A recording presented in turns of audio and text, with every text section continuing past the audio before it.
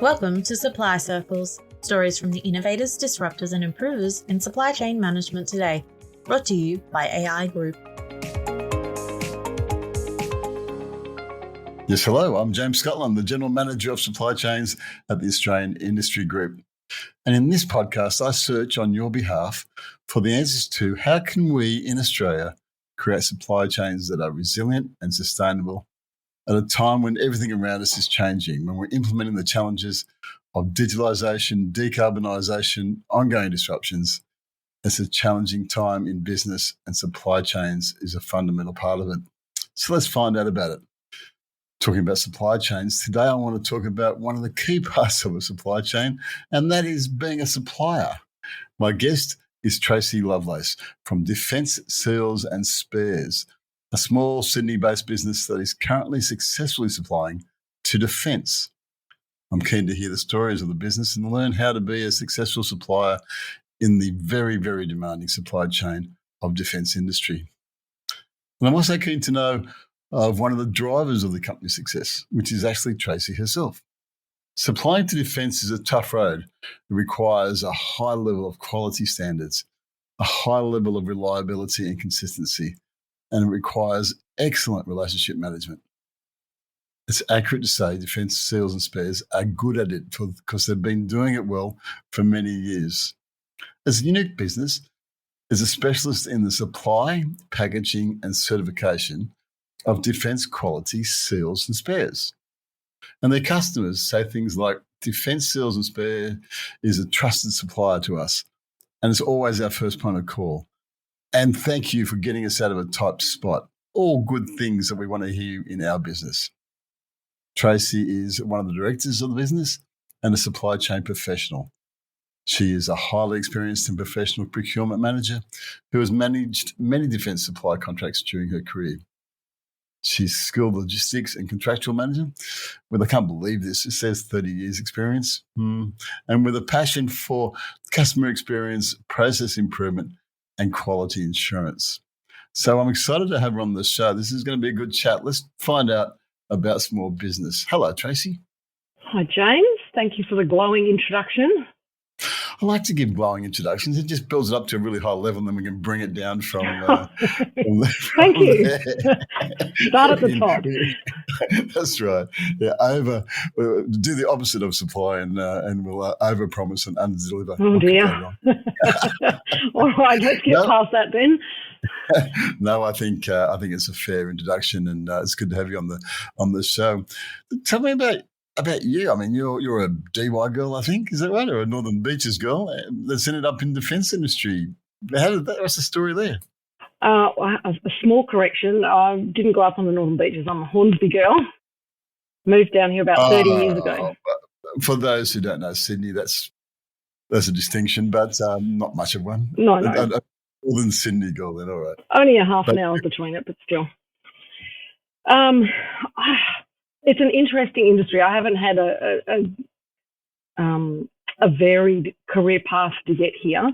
I've always wanted to tweak things and change them and make them the best they can be. And I guess I can credit my parents for my good work ethic and my dad for my absolute need to quantify and justify absolutely everything, which fits very nicely with the defence industry because I like the detail.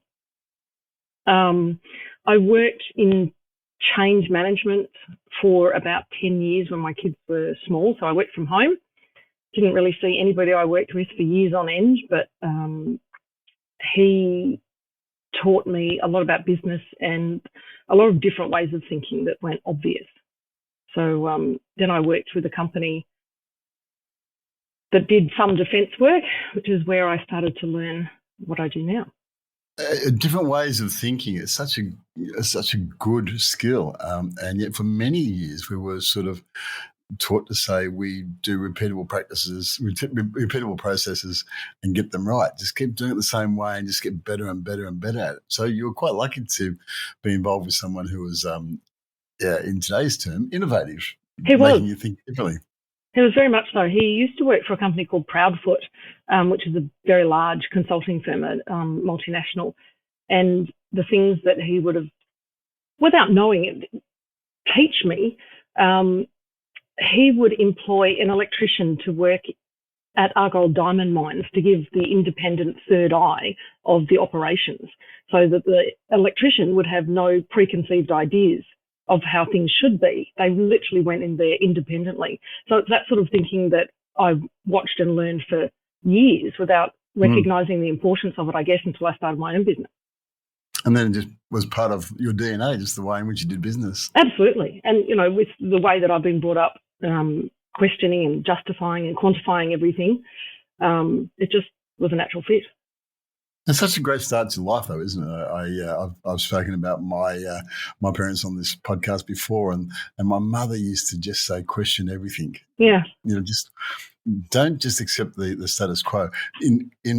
She was actually kind of what was called in those days a women's libber when it wasn't expected. She had three daughters and one son, and she told all four of them just to question everything. Yeah. And these days it's expected, it's required. So it's a good skill to bring to the business. What other skills do you bring, do you think? Have you had some formal training, or did you just pick things up along the way?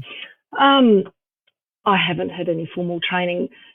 I don't have any letters after my name. I've been fond of saying I'm just a mum who likes to be organised. And that's what it's about. You have to be organised. You have to be across everything. You have to like detail and paperwork and making sure everything is ticked and checked and have processes involved. And, in hindsight, that's how I've run family life. So my poor kids and husband, but anyway, very organised. I actually agree with you. Years ago, I was a corporate trainer, and I was given a contract to teach to help nurses in aged care become managers. So they were nurses and what used to be called sisters nursing unit managers, but then they had to become managers. And so the first time I did it, I got a whole 40 or 50 minute room and said who he knows how to manage, and no one put their hand up. And I said, who here's got kids? And they all put their hand up. And then I said, who managed to get their kids out of bed, exactly. dressed in the car, delivered on time? And they all put their hands on and said, there you go. Yep. You're all managers. In fact, you've got the best managerial training you could possibly get. Yeah, it's just juggling all the time. You'll find the kids sort of push back a bit harder than staff do. I think you might be right there. They have that familiarity that is inherent. Tell me about the business. So it's called Defence Seals and Spares. Mm-hmm. I guess DSS for short, because everything's an acronym. Tell me about it. How does it work? So we started off as Defence Seals, and we bid on a contract with ASC in 2015, which we won. Australian Submarine Corporation. That's right. So supplying seals and gaskets to the subs. And then as I chased down more business and learnt more, it just organically grew into the supply of spares. So the business name didn't quite scream that we did anything other than seals, so we added the and spares part to it, and updated, email addresses and all that sort of thing, so that people almost don't need to ask what we do. So Defence Seals and Spares tells you the story already. I think that's the right name for it. I mean, yeah. You want it to be that simple, don't you? Yeah, absolutely. We've been fond of saying, when people say, what do you do? It's like, we say what it says on the tin. Defence Seals and Spares. So it's simple. Well, when I first met you and you told me, I'm Tracey from Defence Seals and Spares, I thought, okay, well, got that. I know, right?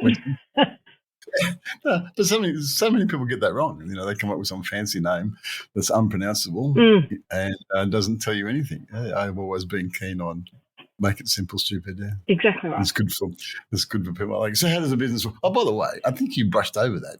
You said we just sold some seals to the Australian Submarine Corporation. I would imagine that seals are pretty important in a submarine. It can't be that easy to sell it. Can't be that easy to win that contract. No, 2015, that was a big learning curve for me with the tender. The specifications needed, all of the OQE, which is the objective quality evidence needed for supply of seals, I was familiar with it, but it was challenging. So we've won that and have successfully supplied that. The contract just kept going for a number of years, and I've just submitted another tender response because they reissued the RFT. And the difference between 2015 and 2022 in the actual tender request was exponential. Much harder now, obviously. Oh, enormous. In such a small space of time, there was a lot more to learn, a lot of compliance to justify, all for good reason, though. I mean, there's people's lives at stake. Turns out that you were a babe in the woods back in 2015, and thank goodness, otherwise it might have been mind-boggling. Exactly. But yeah, it's getting tougher all the time. So, what's the business model? How does it work? You buy from overseas. You fit and adjust. Is it a bespoke sort of business? It is. We don't manufacture anything. We're effectively brokers, I think would be the simplest term to use. So the submarines were designed in Sweden. A lot of ships were designed in Spain or Italy. So a lot of the products and a lot of the IP is still overseas.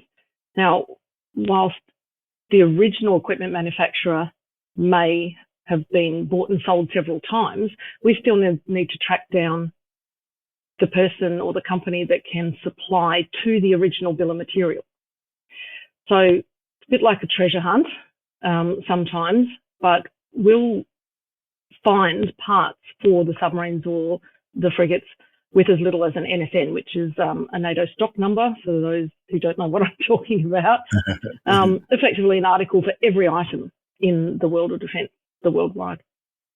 Okay, so you're doing the worldwide search on behalf of the Prime, the submarine manufacturer, who's doing it on behalf of defence. That's pretty much how the supply chain downstream works. Yeah. So you've got to scour the world, or you've got good contacts, or do you've got a clever way of doing this, obviously.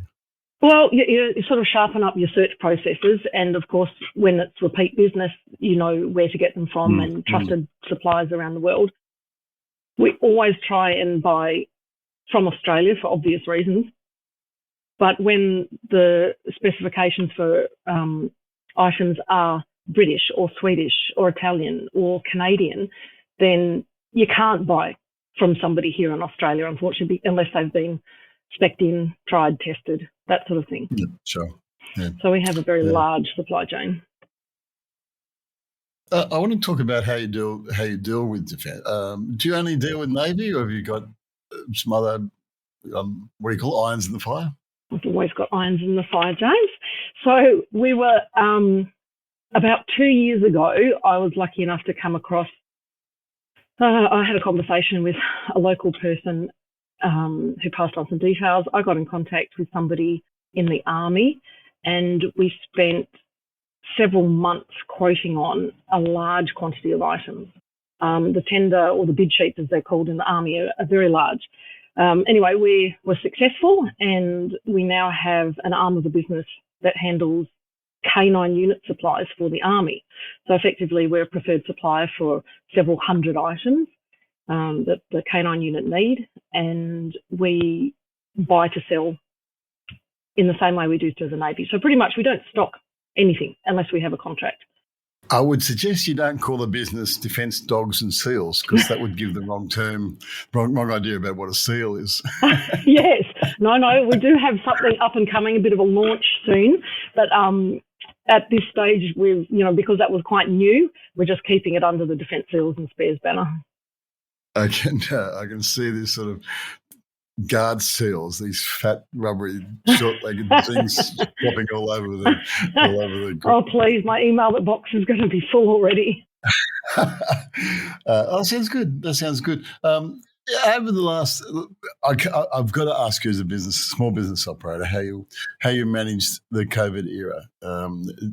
Ships bringing stuff in was difficult. Getting staff to work. Did everyone work from home? How did you, as a small business, manage that 2 difficult years, or have you blocked it from your mind and you're not thinking of it? Sometimes it feels like it hasn't actually stopped, but because of the industry we are in, we were allowed to keep running the warehouse. So we had 2 staff running the warehouse, but everybody else in sales and admin worked from home. And because we can do literally everything remotely, it worked very well. We'd have team meetings via Zoom or whatever the platform was every day and just keep connected. With regard to supply, there was not a lot of disruption, I must say, surprisingly. It might have been a day or two here and there, but the only problem we've experienced has actually been in the last couple of months, where we had a 600 kilo seal coming in from the UK that UK Border Force randomly selected for inspection, insisted on an export license, even though they didn't need it. But other than that, we haven't really had any serious issues with supply. 600 kilos seal. Yes.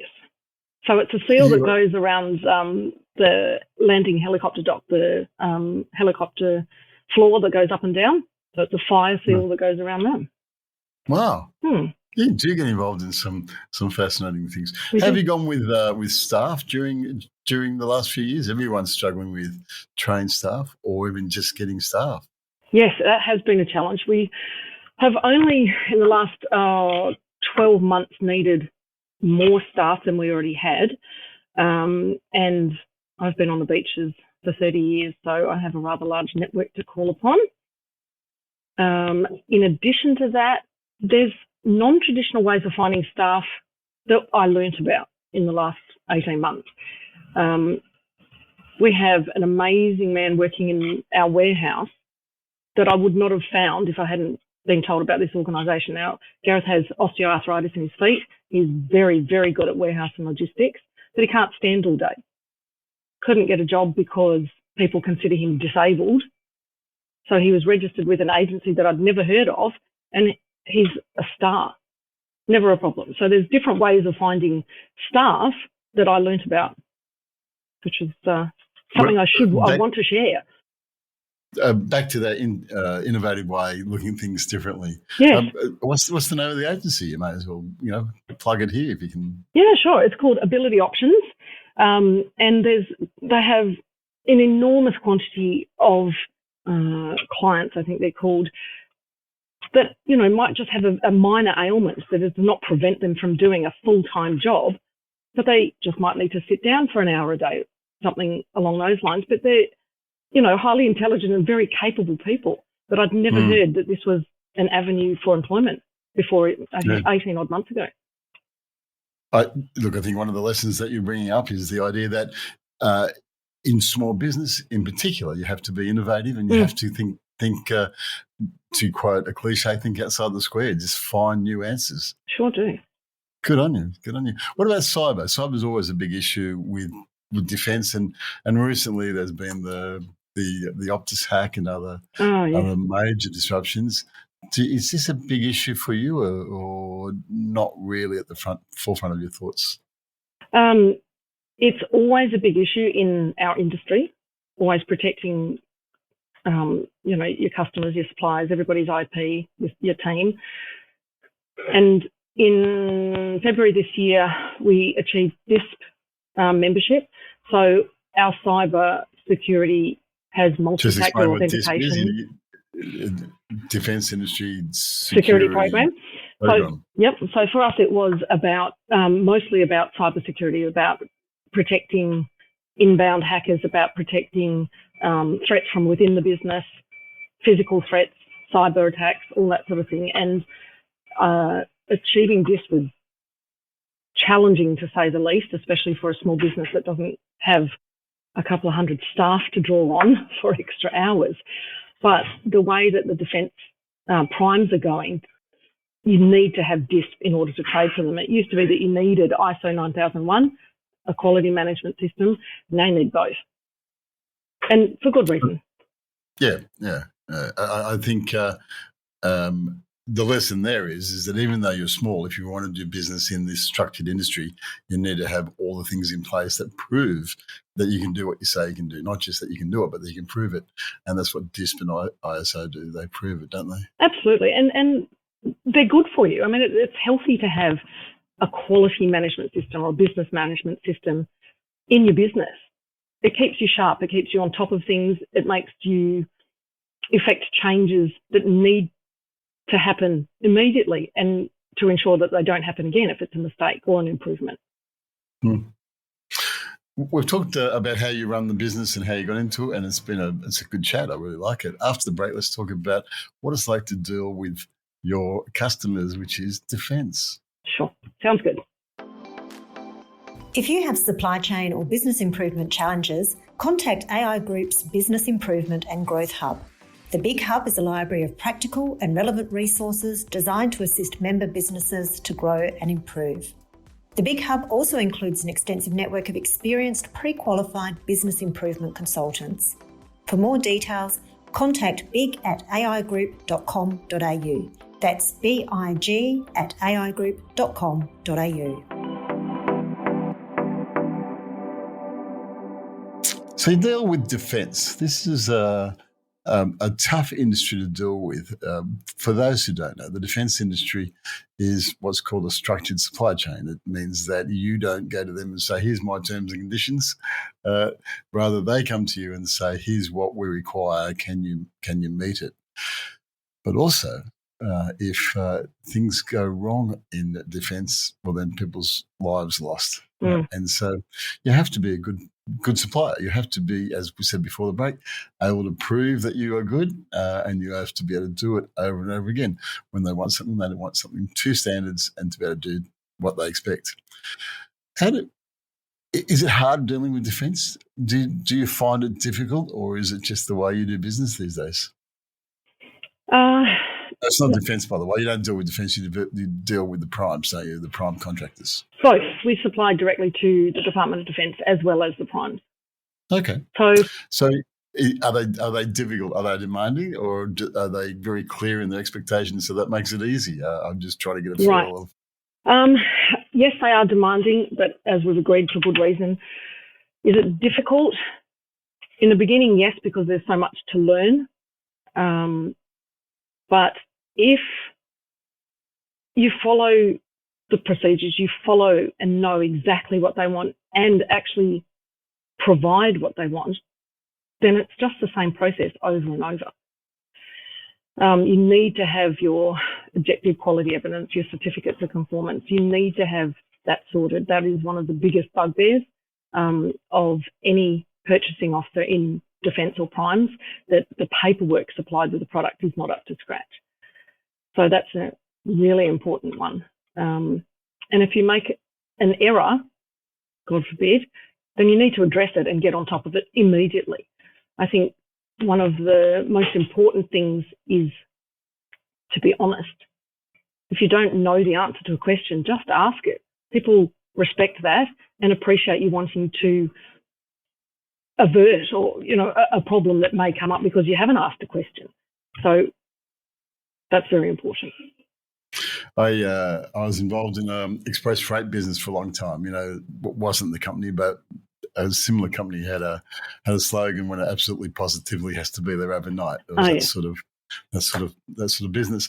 And sometimes parcels just got lost. And when we brought in a barcode system, I remember I rang one client once and said, I can absolutely positively tell you I lost the parcel in Adelaide, but you want it in Melbourne. I don't know where it is. And he laughed and he said, I can't fault the honesty. If you're being honest with me, that's fine. And I think it's a good lesson to learn. I mean, you're dealing with people. It's not just a machine. It's people. Exactly. And if you tell them what's going on, they can work with you on it. Yep, absolutely right. I mean, you can't control the world, but you can control the flow of information. And all customers want, all I want from my suppliers is information. Oh, that's right. You want it from, it's not just to your buyers. If your suppliers tell you what's going on, then you can pass it on to your buyers. How do you build a good relationship with the suppliers? How do you make sure that they're giving you that kind of respect? Making them accountable. So start with giving them every single piece of information that you need. And if they reply with 6 of the 8 questions, then you go back and ask them again and again and again and hold them to that. Build good relationships, again, by being honest, pay them on time, be flexible. If something goes wrong, they're not doing it just to make your life difficult. Understand that they're people too. So it's really just be a half-decent person and show it. Yeah. I think that's a really good lesson, Tracey, because sometimes people think about the buyers or the suppliers as just being these kind of people in big organisations, but they're people that just come to work and try and do their job. And if you deal with them and make their life as easy as possible by saying, "Here's what I expect," and here's what my problem is, it's a much better way of doing it. You mentioned before about paperwork, about the importance of paperwork, and I like to say to people that there's two parts of the sale. One is solving a problem. One of them is saying, here's what we can do to solve your need or your issue, your problem. The other part is to make sure that the procurement part is sorted out. Procurement's about contracts, it's about paperwork, it's about understanding stock in, stock out, and that's all the way up and down the supply chain. So it's important for every supplier to be good at their paperwork, not just at solving problems. Sounds like you've got that bit nailed. You understand that's the part of procurement that's critical in getting future sales. Absolutely right. You need to have everything nailed down at your quote stage, so that when the order comes through, it's just ticking the boxes and following through. You've already nailed down what you need from your supplier. So, and this is part of having a useful and effective business management system. There's a process that you follow no matter what the product is, no matter what the problem is that you're solving. And if you follow that process and literally all the I's are dotted and all the T's are crossed, then you can't go wrong. The only thing that is a problem is if delivery is slightly late and you let your customer know that. It's just about being thorough every single time. Yeah, attention to detail. Absolutely. Let's go back to talking about defence. One of the difficult things about defence is that it's such a multiple procurement areas. They buy everything, absolutely everything you can conceive defence buyers. But they often do that within a dizzying array of programs and package names. They've got Land 400, C5000, I think, hundreds more. I think I saw a post on your LinkedIn page recently where you said that they've created a new sustainment area of Navy to away from the capability group. How do you keep on top of all of that? How do you understand what's going on in what is an industry full of acronyms and confusing packages and projects? I guess repetition, especially with the acronyms, and experience. Create cheat sheets if you have to, but staying on top of what's happening in the industry really does allow you to see any opportunities that might be available. People move within the industry itself, rather. So, from one prime to another, so you like to keep on top of that so that you can contact them at the new organisation. So you need to subscribe to industry bulletins and updates like yourself or Defence Technology Review, and be active on LinkedIn. Defence industry as a whole worldwide is very active in the LinkedIn space, so that's a good platform to start. Be part of industry bodies like AIDEN or DTC, Henderson Alliance, and read your emails. Save them up for a morning a week, because everybody gets an inbox full of notifications and news and all of that. And, you don't have time every morning to spend an hour, but read it on the weekend, read it at night. Just be aware of what's going on, I think, is the best way to keep updated. Keep looking for different ways of doing things, by the sound of it. Is that thing that's coming through all the time from you? Look after detail. Yep. Keep thinking of new ways of doing it, and be a decent human being. Exactly. That sounds like me in a nutshell. Yeah. How hard can it be? With your relationships, is it more people-based, do you think, with defence? Is it a lot about knowing who the right person is, or is that not the critical part? No, relationships are most definitely key. One of the things that my boss in the change management organisation taught me is that people only do business with people that they like and trust. So it doesn't matter if you have your letters after your name or you've got 40 years experience doing your job.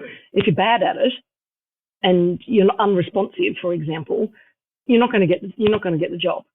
So be a good person, be honest, be responsive, be trustworthy, this is a saying of mine, be the can-do person, not the can only. You've also got to do the do.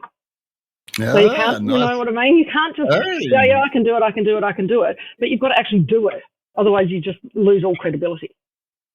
That's a nice saying. And that describes you, no doubt. Yes, no doubt. Very much so. I think, it's really truism in life that if someone comes to you who you don't particularly like or respect and they say something's gone wrong, in your mind you think, yeah, of course, or you idiot, or typical. Whereas if someone who you like and respect brings you the exactly same issue with the exact same words, something's gone wrong, you go, okay, well, let's see what we can do to sort it out. It is so important that that there's this relationship of trust and understanding and mutual respect. And you can't like everyone, but you can try and be a decent human being and put the odds in your favour, I guess. Exactly right. It's not hard to do. Yeah, I think you're wrong. I think people could learn. I hope they do from this podcast. What do you see you or the business being in 5 years' time? Maybe expanded by about 50%. Wow. We're heading that way already, which is very satisfying, I must say.